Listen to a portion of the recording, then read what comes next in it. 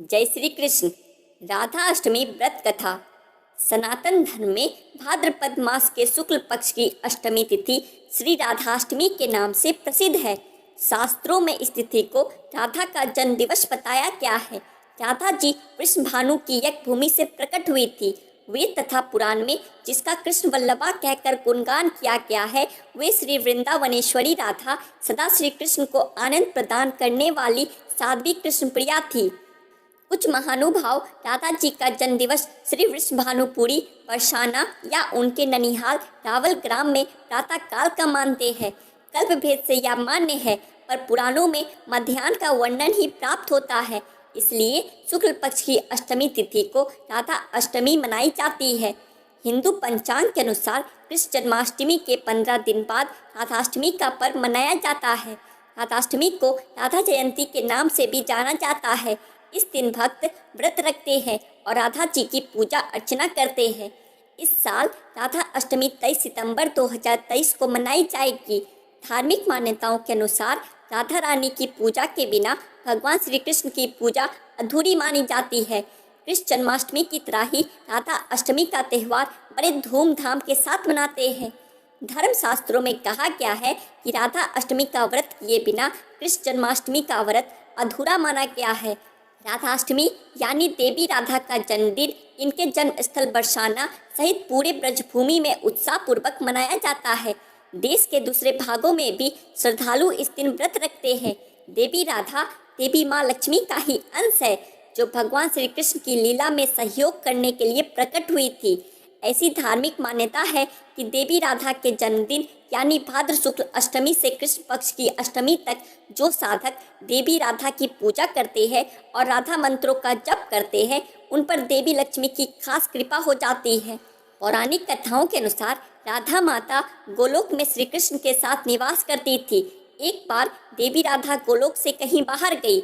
जब वापस आई तो देखा कि कृष्ण भगवान गोलोक में नहीं है। उस समय भगवान श्री कृष्ण अपनी एक सखी विराजा के साथ गोलोक में घूम रहे थे। यह बात जब राधा जी को मालूम हुई तो उन्हें गुस्सा आया और वो सीधे उनके पास पहुंच गई। वहां पहुंचकर उन्होंने भगवान श्री कृष्ण को काफ़ी भला बुरा कहा। राधा जी का यह व्यवहार भगवान श्री कृष्ण के मित्र सुदामा को बुरा लगा और उन्होंने राधा को पृथ्वी पर जन्म लेने का श्राप दे दिया। राधा रानी को इतने गुस्से में देखकर कृष्ण भगवान की सखी विराजा भी वहाँ से चली गई। इस श्राप के बाद राधा ने बदले में सुदामा को श्राप देते हुए राक्षस कुल में जन्म लेने का श्राप दे दिया। राधा रानी के द्वारा दिए गए श्राप कारण ही सुदामा का जन्म शंखचूड़ दानव के रूप में हुआ था। दानव में जन्म लेने के बाद भी वह भगवान विष्णु का अनन्य भक्त बना।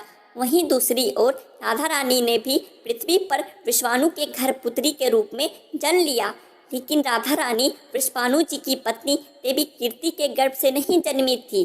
दरअसल जिस समय सुदामा और राधा रानी ने एक दूसरे को श्राप दिया, तब भगवान श्री कृष्ण ने राधा रानी से कहा कि आपको पृथ्वी पर देवी कीर्ति और विश्वानु जी की पुत्री के रूप में रहना है।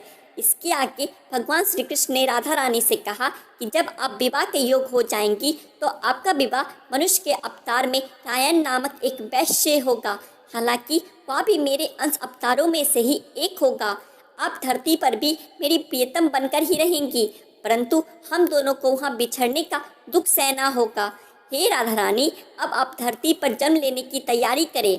सांसारिक दृष्टि में देवी कीर्ति गर्भवती हुई और उन्हें प्रसव भी हुआ, लेकिन देवी कीर्ति के गर्भ में योग माया की प्रेरणा से वायु का प्रवेश हुआ और उन्होंने वायु को ही जन्म दिया।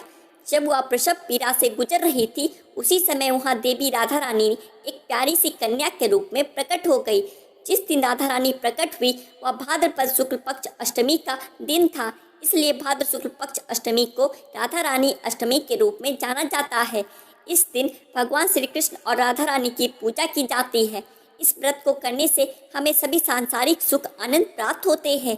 मान्यता के अनुसार इस व्रत को करने से धन की कमी नहीं होती और घर में बरकत बनी रहती है। जय श्री राधा रानी। आशा करता हूँ दोस्तों आपको राधा रानी के जन्म की कथा अच्छी लगी होगी। ऐसी और पौराणिक कथाओं के लिए हमारे चैनल द आध्यात्मिक टेल्स को सब्सक्राइब करें। जय श्री राधे कृष्ण।